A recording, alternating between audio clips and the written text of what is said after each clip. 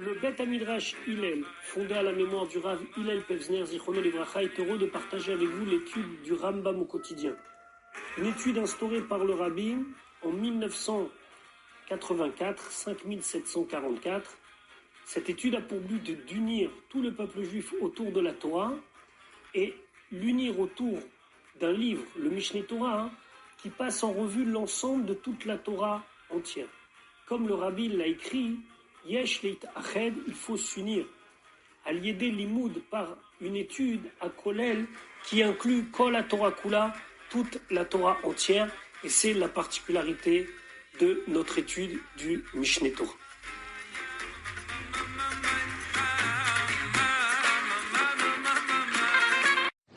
Shalom Uvracha, nous allons étudier aujourd'hui notre 443e shiur depuis la reprise de l'étude du Rambam au quotidien au rythme d'un chapitre par jour.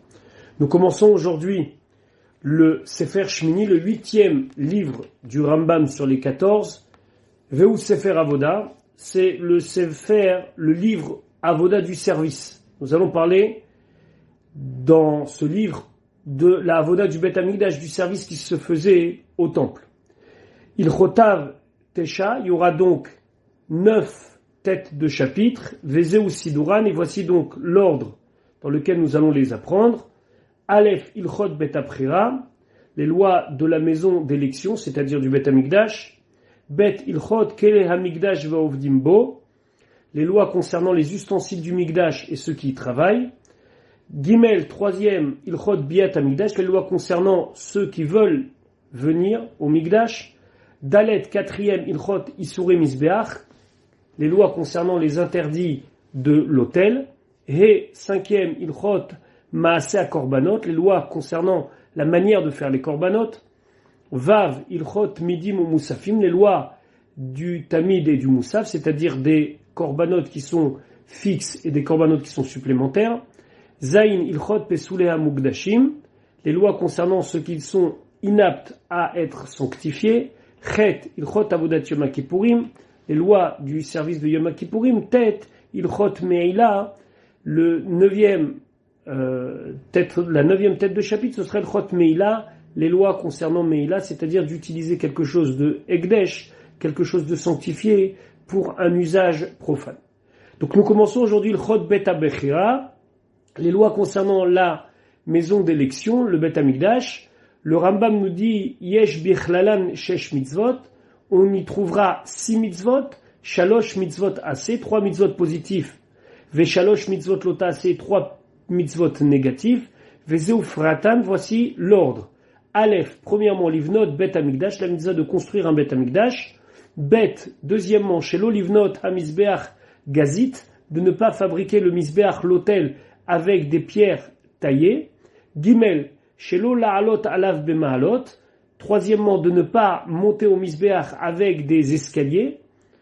Dalet l'ira min hamikdash. Quatrièmement, de craindre le mikdash.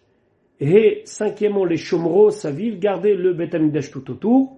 Vav shelo le'ashbit shmirato. Et 6e mitzvah, de ne jamais interrompre la garde du bet hamikdash. Uveur mitzvot elu biprakim elu, l'explication de ces mitzvot là seront développées dans ces prakim. Perek Rishon, premier chapitre, Halacha Aleph, mitzvah taseh lasot bait l'Hashem, c'est une mitzvah positive de faire une maison, un endroit pour Hashem, mouchan, qui soit prêt, liot makrivim bo hakorbanot, un endroit dans lequel on va pouvoir y sacrifier les sacrifices, ça veut dire que ce soit les sacrifices personnels ou les sacrifices communautaires. Vechogegim elav shalosh permim bashana, et on va célébrer les 3 fêtes de pèlerinage. Chez Neymar, comme c'est marqué, ve'asu li mikdash, vous me ferez un sanctuaire. Gvar nit paresh batorah, il a déjà été exprimé dans la Torah clairement. Mishkan she'asa Moshe Rabbeinu, le Mishkan, le sanctuaire que Moshe Rabbeinu a fait, qu'on appelle le tabernacle. Ve'haya lefisha, mais c'était momentané, puisque c'était un Mishkan qui était montable et démontable, et qui a suivi les Bnei Israël dans leur chemin du désert.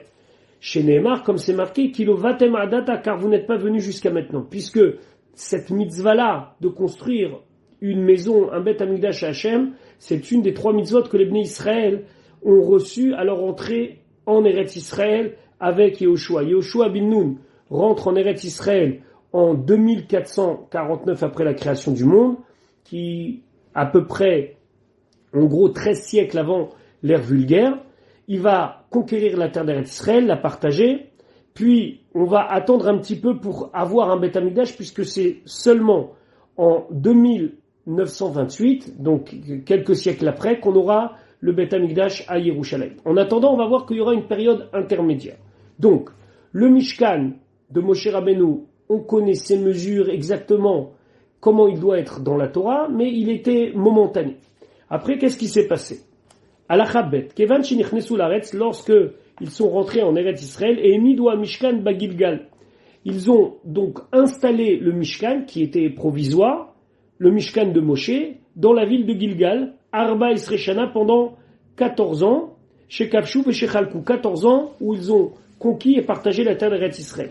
Gilgal, c'est pas vraiment une ville, mais c'était un endroit, c'est un endroit d'ailleurs où Yehoshua bin Nun avait marqué l'entrée des Bnei Israël en Eretz Israël. Ou Misham, et de là-bas, Baou les Shiloh, sont venus à un autre endroit qui s'appelait Shiloh, ou Baou Nusham, Ba'id Shel Avanim, et là ils ont créé une maison, ils ont construit une maison en pierre, donc c'était déjà plus solide. Ou Farsou, Yeriot HaMishkan Alav, ils ont tendu les tentures du Mishkan, du tabernacle, sur ces pierres-là. Donc là on avait quelque chose d'hybride, on avait déjà des murs, mais on avait encore des tentures. Velo Aïta Sham Tikra, par contre il n'y avait pas de toit. Veshin Samer Tet Shana, et pendant 369 ans, Amad Mishkan Shiloh, le Mishkan est resté à Shiloh, ou Keshemet Eli, et lorsque Eli Cohen est mort, à l'époque du prophète Shmuel, Charav, il a été détruit. Ou Baoul et Nov, ils sont partis à un endroit qui s'appelle Nov, ou Baou Sham Migdash, ils ont construit là-bas un Migdash, ou Keshemet Shmuel, lorsque le prophète Shmuel est Niftar, Charav, il a été détruit. Quand on dit Charav ici, c'est pas dans le sens détruit, comme le Beth Amikdash a été détruit, mais ça veut dire qu'on a arrêté de l'utiliser, ou Vaou les Givon, et on est parti avec à Givon, ou Vaou Sham Migdash, et là-bas on a construit un Migdash. Ou Migivon, Baou les Beth Haolamim, et de Givon, on va arriver à installer définitivement la Shrina, la présence de Dieu, au Beth Haolamim, à la maison éternelle, c'est-à-dire au Beth Amikdash, à Yerushalayim. Vemenov ve Givon, Sheva vachamishim shana, et l'époque où il est resté à Nov, et l'époque à Givon, c'était pendant 57 ans. Donc on arrive à l'année 2928, et là, Shlomo HaMelech décide de construire un Beth Amikdash à Yerushalayim. Gimel, Kevan Shenivna HaMikdash Yerushalayim, puisque le Beth Amikdash a été construit à Yerushalayim, Neesru Kol HaMekomot Kulan, on a donc maintenant, de fait, interdit tout endroit, Livnot Bahem, d'y construire Bait Lachem, une maison pour Dieu, ou la Kriv Bahem Korbanot, ou pour y faire des Korbanot. C'est-à-dire que pendant la période intermédiaire, il y avait une ville principale, par exemple Nov, mais ça n'excluait pas le fait qu'on pouvait faire des Korbanot, chacun dans sa ville. Par contre, depuis que le Beth Amikdash s'est installé à Yerushalayim pour l'éternité, ça interdit tous les autres endroits, ceux qui ont déjà utilisé ou d'autres endroits, pour être un endroit où on va servir à Kadosh Baruch Hu à travers la avoda, c'est-à-dire le service des korbanot, etc. Ve'en sham bait les doré hadorot, et il n'y aura de maison, de sanctuaire pour toutes les générations, et là Yerushalayim bilvad, seulement à Yerushalayim, ou Be'ar Moria, et sur la montagne de Moria, Sheba Nehemar, sur lequel est dit, Vayomer David, Ze ou Bet Hashem à Elohim, ça c'est la maison pour Dieu, Veze Mizbeach Léola les Israël, et ça c'est le Mizbeach pour y faire les sacrifices pour Israël. Ve Omer, et dit Zot Menuchati Adead, et à cela Kadosh Baruch Hu il a dit, c'est ma demeure où je vais m'y reposer entre guillemets éternellement. Le Har Moria, c'est le Har, c'est la montagne sur laquelle Abraham a été ordonné de ligoter son fils. C'est le Har Habayit, aujourd'hui c'est le mont du Temple, et on l'appelle aussi Har Moria. Dalet. Binyan Shebana Shlomo Kvar Meforash Bemelachim. La construction que Shlomo HaMelech il a fait a déjà été expliquée clairement dans le livre des rois, dans les Melachim. Vechen Binyan et Atid Leibanot, et même le Beth Amikdash qui sera construit dans le futur, Afalpi Sheu Katou Beyecheskel, même s'il est écrit dans Yecheskel, Eno Meforash Mevoir, il n'est pas clair là-bas dans le texte de Yecheskel à quoi il ressemblera.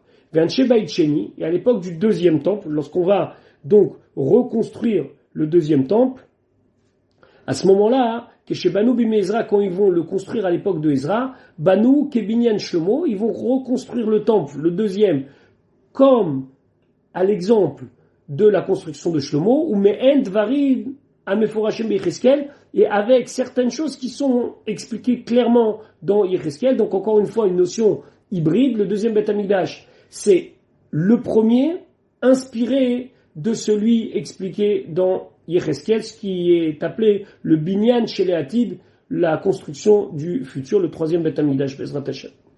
Et Velohem Advarim Shem Ikar Bebinyan Abayit. Voici donc les éléments principaux qu'on doit trouver dans cette maison d'élection, dans ce Beth Aprira.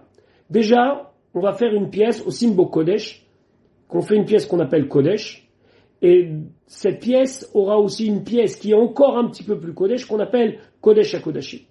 Veillez l'ifne HaKodesh Makom Echad, et devant le Kodesh, on va faire un endroit, Ve'on Nikra Ulam, c'est ce qu'on appelle le Ulam, ou Shloshtam, et les trois ensemble, c'est-à-dire le Ulam, le Kodesh et le Kodesh HaKodashim, Nikraim Echal, on les appellera le Echal. Alors, pour bien comprendre, on va s'inspirer aussi du Mishkan, du tabernacle de Moshe Rabbeinu. C'est pour cela,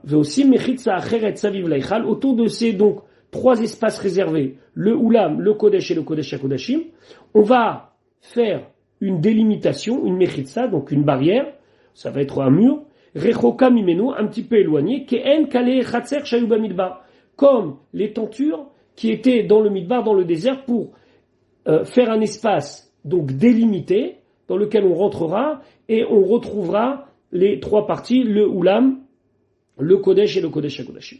Et tout l'espace qui est donc entouré de ces mechitzot, donc de ces tentures ou de ce mur au Beth Amikdash, sheuken chatzar Ohel Moed, ce sera ressemblant à la cour du Ohel Moed qui est évoqué dans le Chumash, qui est évoqué dans la Torah, ou Anikra Hazara, c'est ce qu'on appellera la Hazara. Vehakol, et tout l'ensemble, ça va s'appeler Nikra Migdash. Donc, on aura un ensemble délimité qui s'appelle Migdash en général, dans lequel on retrouvera un très grand espace autour de la sainteté à proprement dit, c'est-à-dire une salle Ulam, puis le Kodesh, puis le Kodesh HaKodashim. Vav, veosim ba migdash kelim. Et dans le migdash, on fait des kelim, des ustensiles. Bizbeach leola ou les chars à korbanot.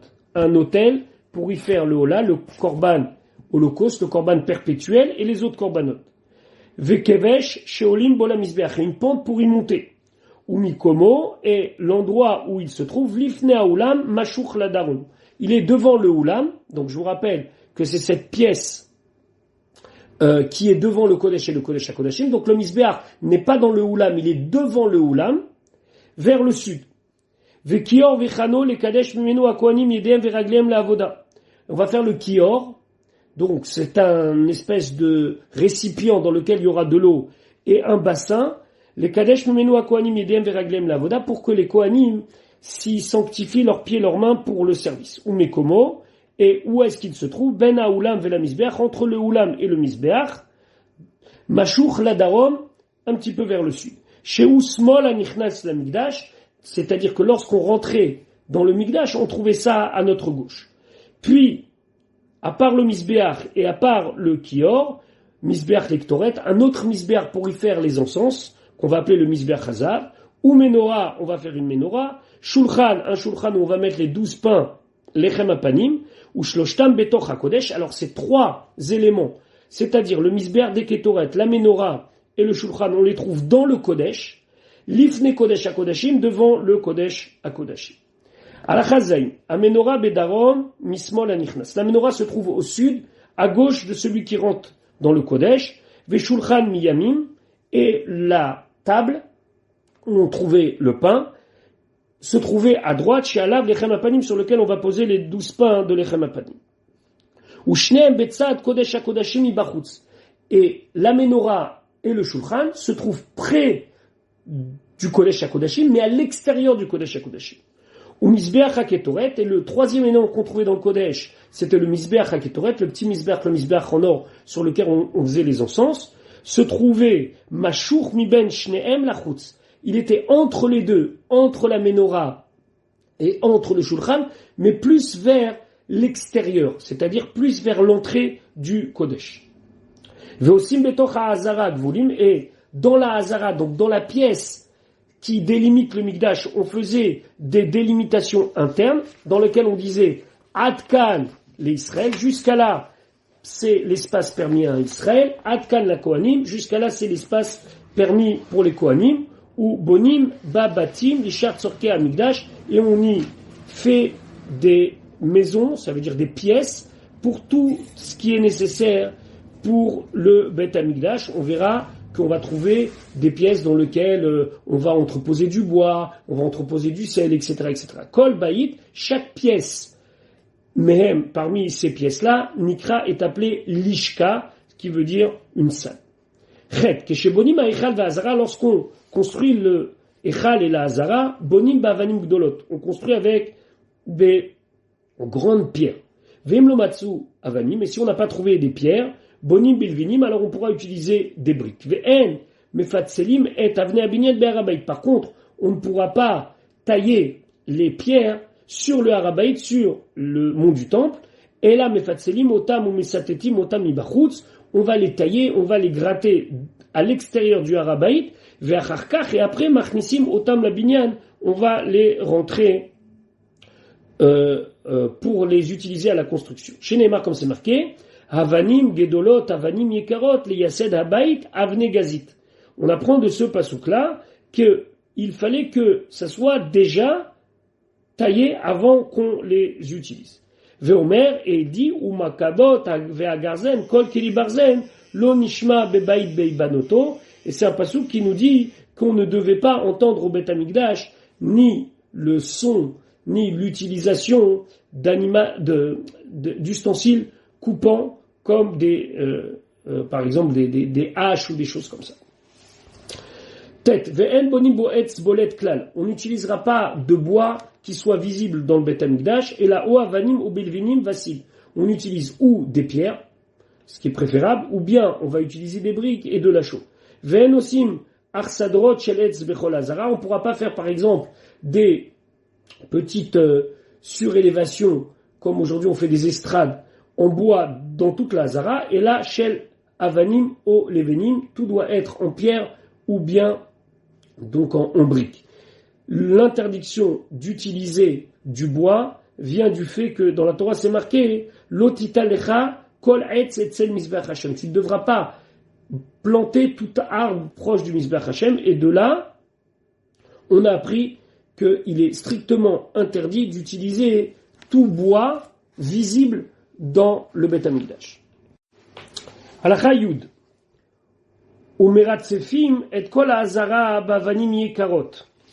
On va mettre des dalles sur tout le parterre de la Hazara, des dalles lourdes, donc sur tout l'espace réservé, on devra y mettre des dalles qui sont par leur poids scellée quelque part au sol. Ve'im ne'ekra even, et s'il y en a une d'elles qui est un petit peu bougée, qui est déracinée, c'est-à-dire qui s'est soulevée un petit peu, afalpi shomedet bimkoma, même si elle est en place, o il venit kalkela psula, mais puisque elle s'est abîmée, donc elle est psula.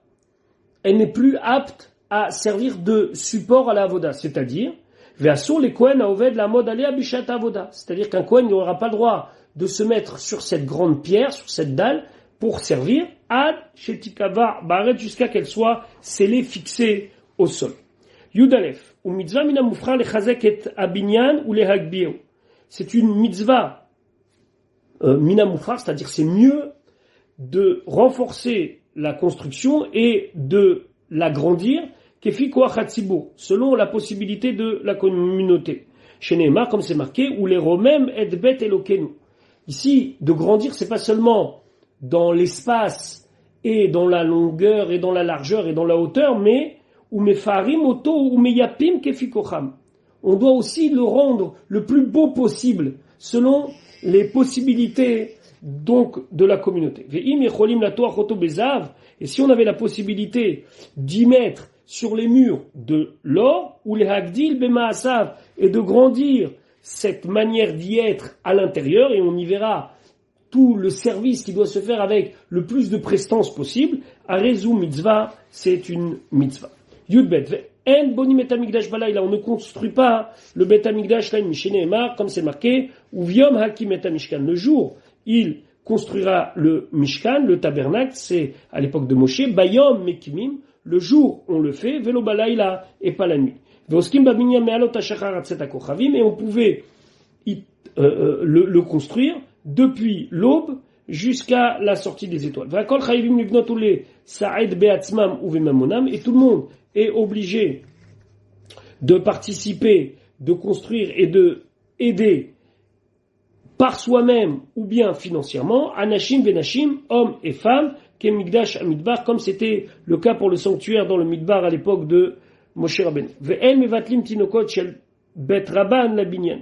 Il y a une exception, c'est qu'on ne ferme pas les écoles pour pouvoir aider à la construction du Bet Hamikdash. On voit de là l'importance de Talmud Torah, de l'étude de la Torah des enfants. Ve'en binyan Bet Hamikdash doche Yom Tov, et la construction du Bet Hamikdash ne repousse pas Yom Tov. Halacha Yud Gimel. A Mizbeach en osim oto ela binyan avanim gazit. Le Mizbeach, on ne le fabrique qu'avec des pierres taillées. Vezeu shenemar batorah, mais pourtant dans la Torah c'est marqué Mizbeach Adama ta'aseli, tu me feras un Mizbeach, tu me feras un autel en terre. Chez Yemechoubar Ba'adama, ce qui doit être fixé à la terre. Chez Lo Yivneu Lo al Gabe Kipim, Velo al Gabe Mechilot. On ne doit pas construire le Mizbeach sur un élément élevé, comme par exemple un arc, ou au-dessus d'un endroit creusé comme une cavité. Faisait chez Nemar Ve'im Mizbach Avani, mais pourtant c'est marqué si tu me fais un Mizbeach, un autel en pierre, il y a un si ça veut dire que c'est hypothétique.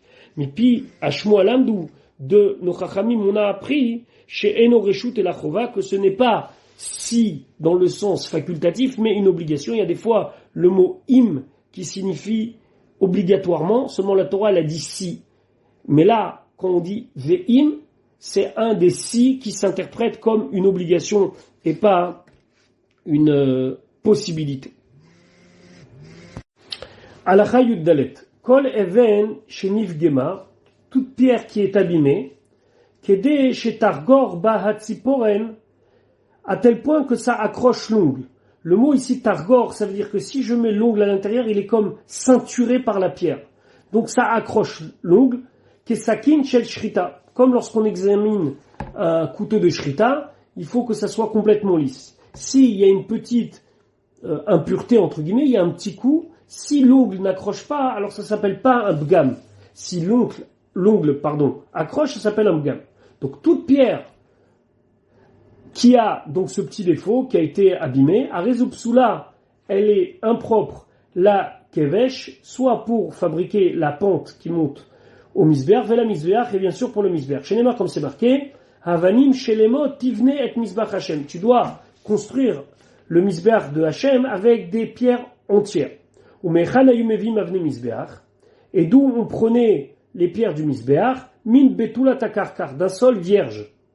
Comment on faisait? Chofrim achimagim le makom anikar, she'eno makom avoda ubinyan. On chofrim, on creusait, jusqu'à qu'on arrive à un endroit où on pouvait reconnaître que ni il a été travaillé, ni on y a bâti quelque chose. Ou motzi mimenu avanim, on y sort les pierres, o minaya magadol, ou bien carrément on prenait des pierres qui étaient dans la mer, ou boni mehem, et avec cela on construisait. Et ainsi, pour tout ce qui est pierre du Echal et des cours et de tout ce qu'il y a autour, ça devait être avec des avanim shlemot, avec des pierres qui sont entières, c'est-à-dire lisses et non abîmées. Il y a une différence entre la première partie de la halakha et la deuxième partie, c'est que dans la deuxième partie, on n'était pas obligé d'aller les chercher jusqu'au fond de la mer, etc., etc. Tedvav. Avne hechal va'azarot shnefgeu o shenigmemu. Des pierres du hechal ou bien des cours extérieurs qui ont été un petit peu abîmées ou bien cassées, psulim. Elles sont psulim, elles sont impropres. Ve'en pidion, et on ne pourra pas être en mesure de les utiliser en les rachetant pour autre chose. On pourrait se dire on va les recycler. Pas du tout, étant donné qu'elles ont été utilisées pour quelque chose de Kodesh, et la Nignazin, il faut qu'on les enfouit comme un Sefer Torah qu'on enfouit dans une Gniza. Kol even shenagaba à Barzel, toute pierre qui a été touchée par du feu, du Barzel, du fer. Afalpi shelu nifgema, même si elle n'a pas été abîmée par cela, psula le binyan misbeach, c'est impropre pour la construction du misbeach, de l'autel, ou binyan kevesh, ou de la pente qui montait au misbeach. Chez Neymar, comme c'est marqué, qui charbecha inaftalea vatechalelea, car tu as levé ton fer, ton épée sur elle, et donc elle devient halal, elle devient impropre.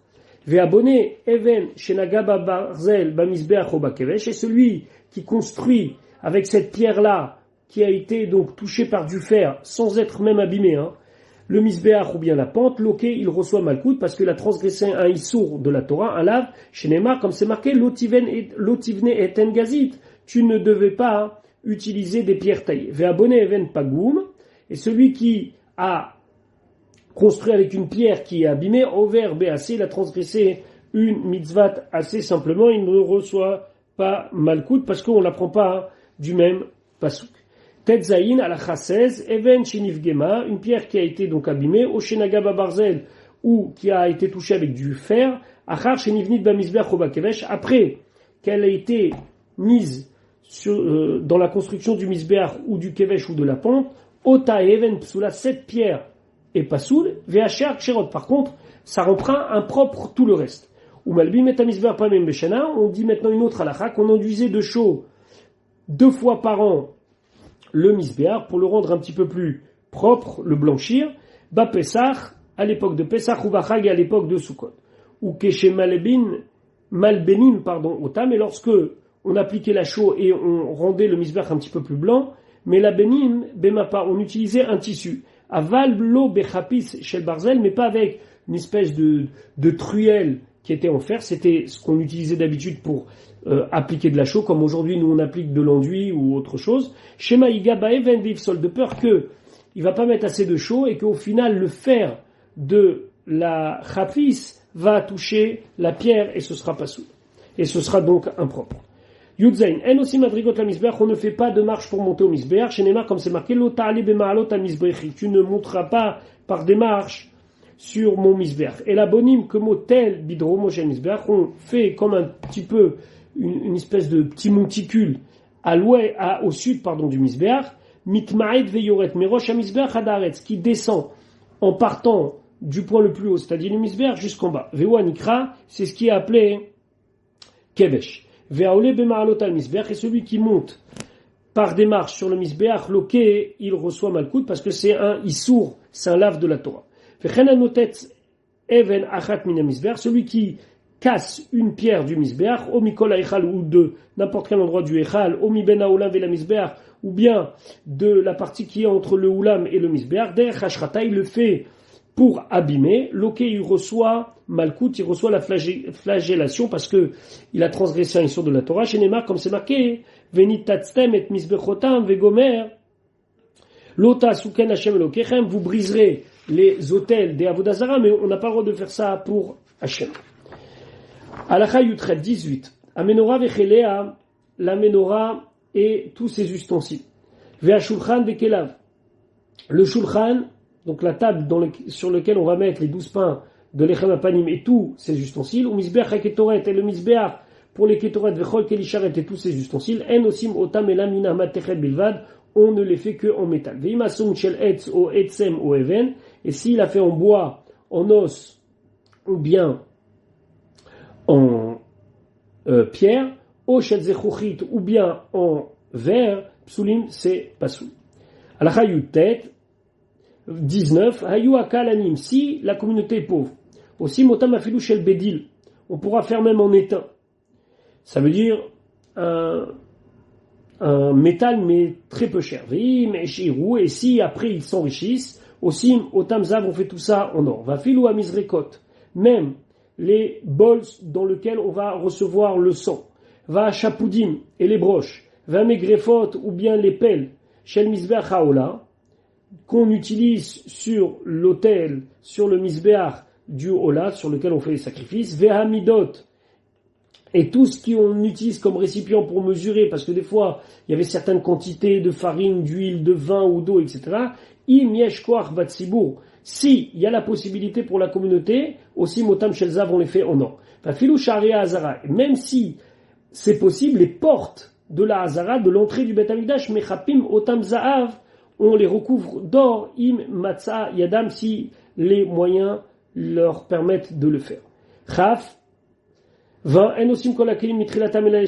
Lorsqu'on fabrique tous ces ustensiles, on les fait les shem kodesh, c'est-à-dire pour l'intention d'utiliser pour ce qui est kodesh. Et si on les a fait d'abord stam, pour un usage neutre, on va dire, profane, en osim otam la gavoa, alors on ne peut pas maintenant les utiliser pour ce qui est plus haut, c'est-à-dire pour Hachem. Et par contre, un ustensile qu'on a destiné à l'utilisation haute, c'est-à-dire pour Hachem. Tant qu'on l'a pas utilisé pour cette utilisation noble, Rachal ishtamesh bem idiot, tu peux l'utiliser pour un usage autre. Par contre, dès que tu l'as utilisé pour quelque chose de kodesh, asurim la idiot, c'est interdit de l'utiliser maintenant pour autre chose et de le faire redescendre. Avanim vekorot shechatzavam mitrilatam lebet hakneset. Et ça va tellement loin que même si on a préparé des pierres ou des poutres pour fabriquer une choule, en bonim otam le harabait, on ne pourra pas les utiliser pour la construction du Beth Amikdash sur le Har Habayit. Voilà pour notre Pérec quotidien. On se retrouve Bezrat Hashem très très vite pour la suite de notre limoud.